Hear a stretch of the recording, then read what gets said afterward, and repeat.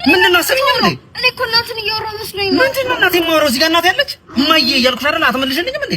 እንዴት የሰው ፍቅር እዛ እንደሚያስቀና እማዬ አባዬ ሲባባል ማለት ነው። አትመልሽም? አባዬ አትይም እንዴ? እማዬ አባዬ ይባባላል እንዴ? ይባባላል እንዴ? ነይ ላሳይሽ። ነይ። እንዴት ነው? ሰላም ነው? የቅድሟን አሳየኋት እስቲ አንዴ። አባዬ አንተ አሳያቸው።